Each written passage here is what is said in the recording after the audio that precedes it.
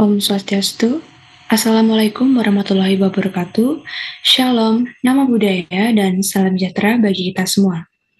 Perkenalkan, kami dari kelompok A2 dengan materi presentasi cara penanganan anak babi baru lahir, mata kuliah manajemen kesehatan babi. Next slide.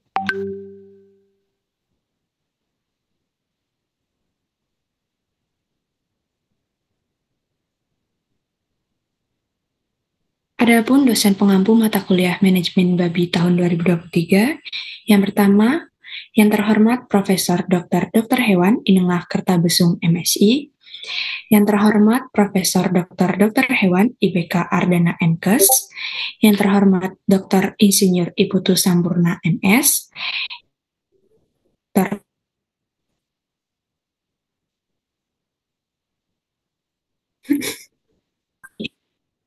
Profesor Dr. Hewan Iketut Brata MSI. Next slide.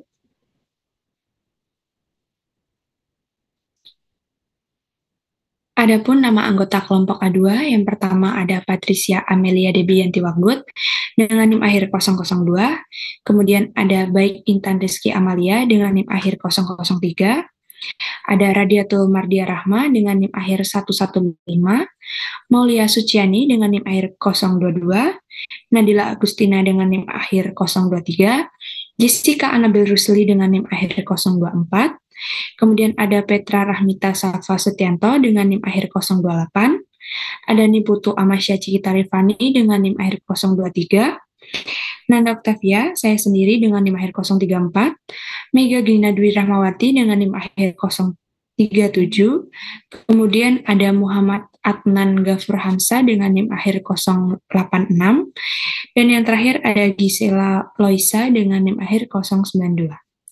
Next slide. Baik, untuk pemaparan materi yang selanjutnya akan dipaparkan oleh rekan saya. Kepada yang bertugas, dipersilakan. Terima kasih. Baik, izin lanjutkan sebagai pendahuluan. Berikut adalah tata laksana anak babi yang baru lahir. Segera setelah anak babi dilahirkan, lepaskan lapisan tipis yang membungkus tubuhnya dengan sehelai kain kering, seperti foto yang sebelah kiri. Dengan demikian, anak babi menjadi kering dan mencegahnya dari kedinginan. Lalu lepaskan juga segera mungkin setiap cairan yang mengganggu lubang hidung dan mulut, seperti foto yang di sebelah kanan. Apabila anak babi tidak dapat bernafas secara bebas, pegang kedua kaki belakang dengan kepala ke bawah, dan ayunkan perlahan untuk mempercepat pelepasan cairan dari lubang hidung juga. Dengan mengurut pelan-pelan pada bagian dadanya dan menghisap keluar cairan dari lubang hidung, dapat merangsang pernapasan. Kadang-kadang, satu atau lebih anak babi yang lahir dari seperindukan ada yang lemah dan kelihatannya tidak hidup. Periksa bagian tali pusar dan apabila ada pergerakan atau denyutan pada bagian pangkal pusar, masih ada kemungkinan untuk menghidupkan anak babi kembali dengan penapasan buatan. Prosedur berikutnya yang umum dilakukan dalam 24 jam setelah lahir dan sering segera setelah beranak telah ditentukan. Seluruh prosedur umumnya dilakukan pada waktu yang sama. Baik, boleh next slide.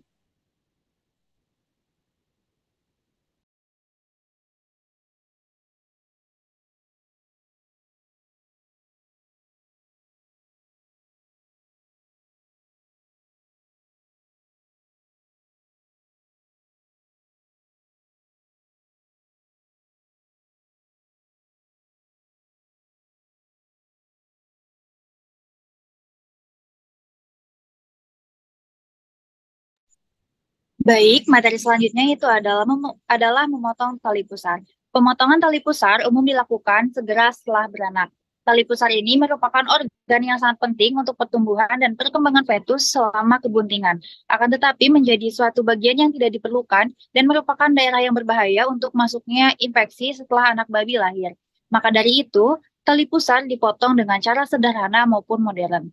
Seperti yang teman-teman lihat, ini merupakan gambar proses pemotongan tali pusar. Jadi untuk proses pemotongan tali pusar, yang pertama itu ada ikat tali pusar kira-kira 2 cm dari pangkal dengan menggunakan seutas benang steril dan juga untuk meyakinkan tidak adanya bahaya karena pendarahan melalui arteri tali pusar.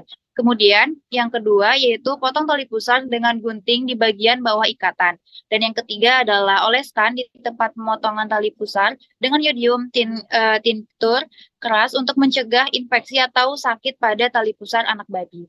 Materi selanjutnya akan dilanjutkan oleh rekan saya. Terima kasih.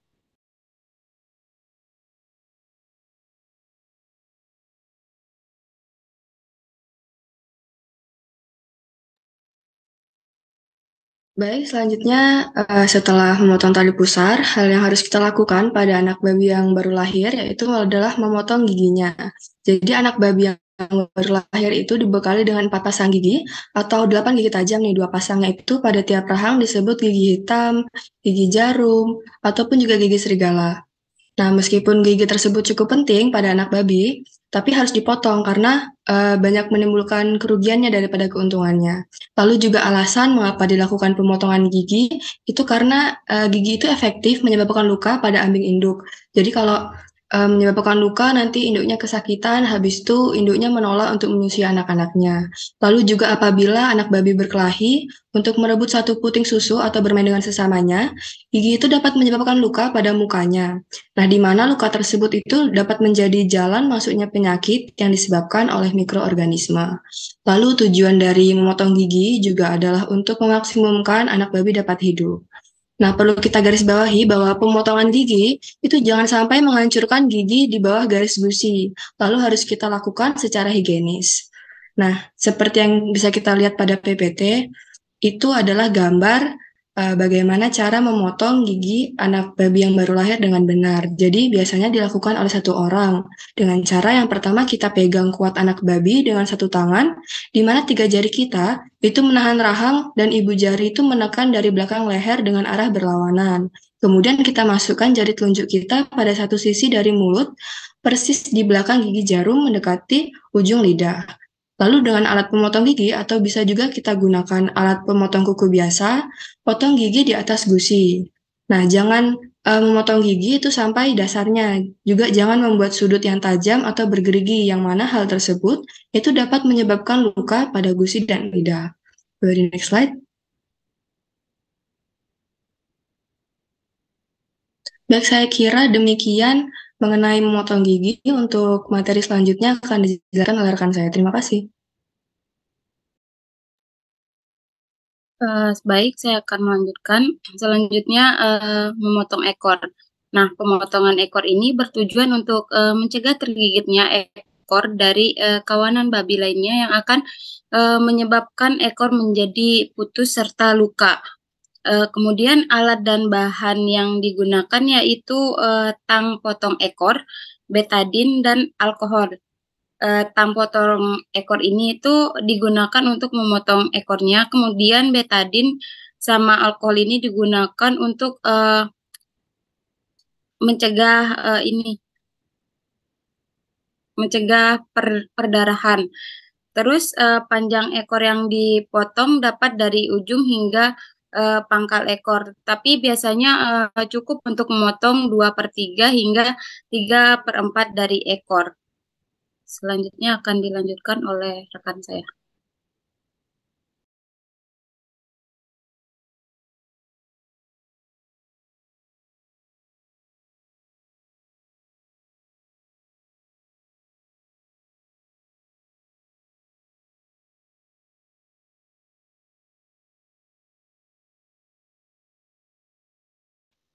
Baik, untuk materi selanjutnya yaitu mendapatkan kolostrum.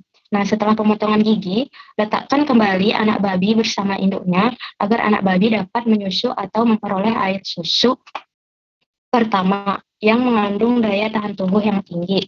Kemudian penyerapan kolostrum adalah kritis untuk kehidupan anak babi yang baru lahir sebagaimana fungsinya yang merupakan sumber utama kekebalan melawan penyakit pada masa awal kehidupan. Kemudian hal yang perlu dicatat bahwa secara bertahap terjadi perubahan kolostrum menjadi air susu pada 2 ke 3 hari periode transisi. Kemudian apabila ada anak babi yang lemah, harus diberikan kesempatan yang baik untuk menyusui dengan menyerahkan anak-anak babi ke ambing induknya. Bisa di next slide. Untuk materi selanjutnya akan dijelaskan oleh rekan saya. Terima kasih.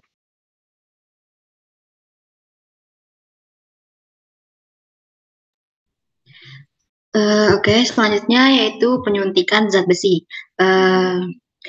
Anemia pada anak babi menyusui merupakan masalah yang telah lama diketahui secara baik oleh para peternak. Maka dari itu, tujuan dilakukannya penyuntikan zat besi pada anak babi yaitu untuk mencegah dan juga mengobati anemia defisiensi besi atau yang bisa kita ketahui yaitu kekurangan zat besi. Anak babi membutuhkan 7 mg zat besi setiap hari pada minggu pertama setelah lahir. Sedangkan air susu induknya hanya dapat memberikan 1-2 mg per hari kepada tiap ekor anaknya. Dengan demikian, anak babi akan kehabisan simpan zat besi dan akan terjadi anemia setelah 1 minggu serta beresiko mengalami pertumbuhan yang lambat dan terserang penyakit lainnya jika kekurangan zat besi. Penyuntikan dapat dilakukan saat anak babi berusia 3 hari atau lebih baik diberikan setelah dia berusia 1 minggu.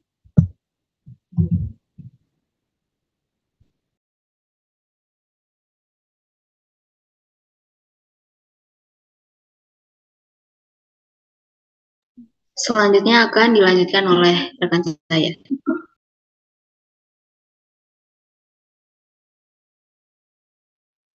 Baik, selanjutnya kita akan membahas mengenai penitipan anak babi. Jadi anak babi yang telah kehilangan induknya ini dapat terjadi karena beberapa faktor, seperti induk yang mati setelah beranak, ambing yang luka, tidak dapat menyusui, atau jumlah anak yang terlalu banyak. Nah, anak babi dari induk tersebut ini hanya dapat dipelihara apabila anak-anak babi tersebut ini memperoleh jumlah kolostrum yang cukup. Untuk memelihara anak babi yang kehilangan induknya dapat dilakukan dengan menitipkannya pada induk yang tidak ada air susu dan juga induk yang mempunyai beberapa anak saja. Nah, ada beberapa cara yang telah dilakukan oleh para peternak untuk menghalangi induk dalam mengenal anak-anak babi yang bukan anaknya. Salah satu caranya untuk dapat menerima anak babi yang baru adalah dengan menyatukan anak-anak babi dari induk dengan anak babi titipan di dalam satu kotak selama 1-2 jam setiap anak babi tersebut tidak menyusu hingga mereka mempunyai bau yang sama. Dan juga bisa dengan mengolesi anak babi tersebut dengan air kencing induknya. Next slide.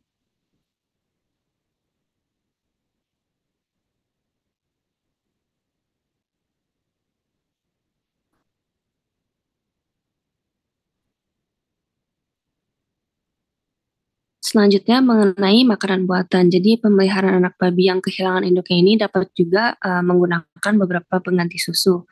Para ahli ini biasanya menyarankan menggunakan air susu campuran dengan komposisi sebagai berikut.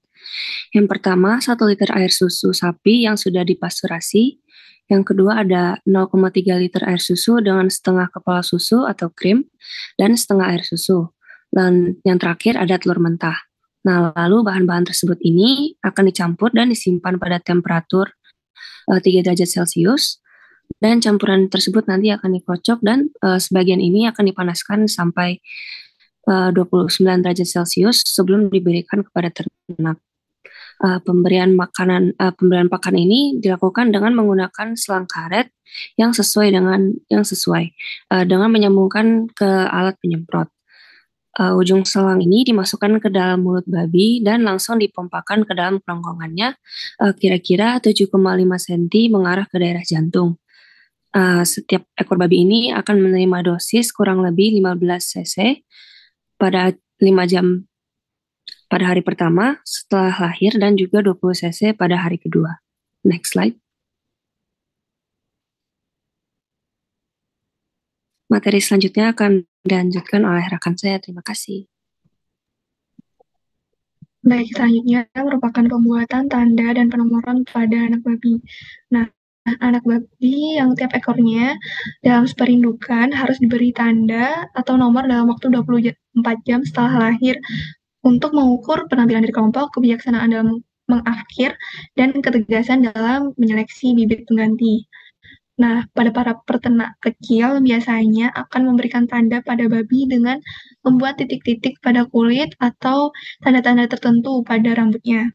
Di pihak lain, para peternak komersial yang mana terdapat ratusan bahkan ribuan anak babi dari berbagai umur dalam kelompok. Pembuatan tanda atau nomor ini dilakukan dengan cara pemotongan daun telinga dan tato. Selain itu juga bisa digunakan dengan AirTag, cap bakar, pilox, dan sebagainya, tetapi cara ini kurang umum digunakan oleh para peternak babi. Pada gambar di PPT merupakan penggunaan AirTag pada penandaan anak babi. Materi selanjutnya akan dilanjutkan oleh teman saya. Boleh di next slide.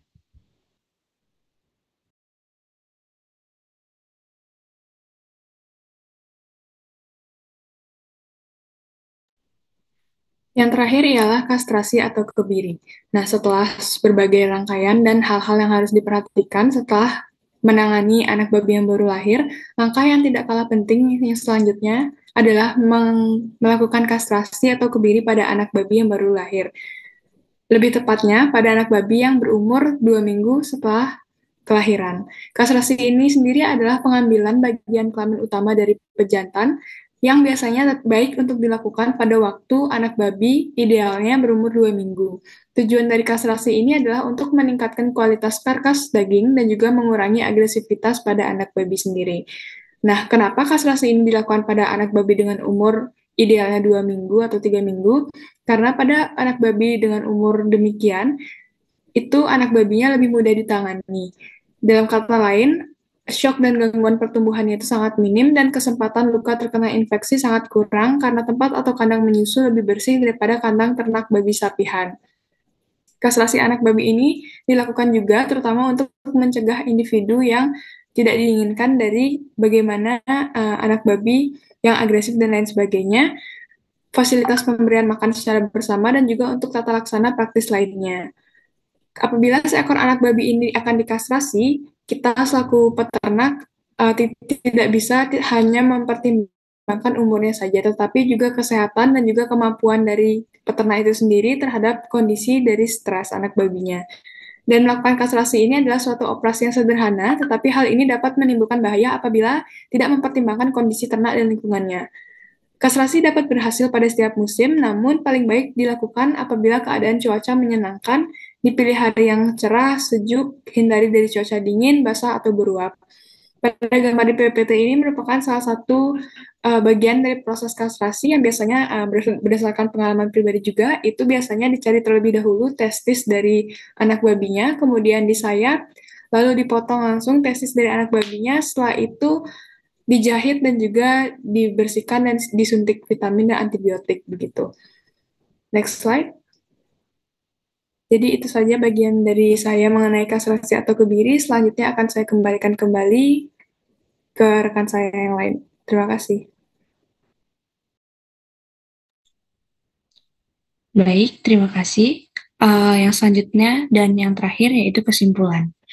Penanganan kelahiran pada anak babi baru lahir merupakan tindakan yang sangat berpengaruh dan sangat baik untuk keberlangsungan hidup babi nantinya. Penanganan tersebut seperti pemotongan tali pusar, memotong gigi,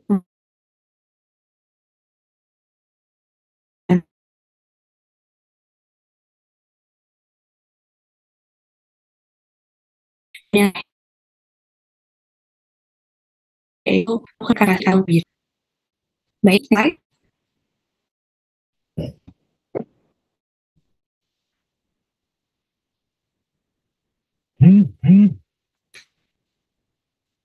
Demikianlah presentasi yang dapat kelompok kami sampaikan. Apabila terdapat kesalahan, kami mohon maaf. Kami akhiri, para Mas Santi.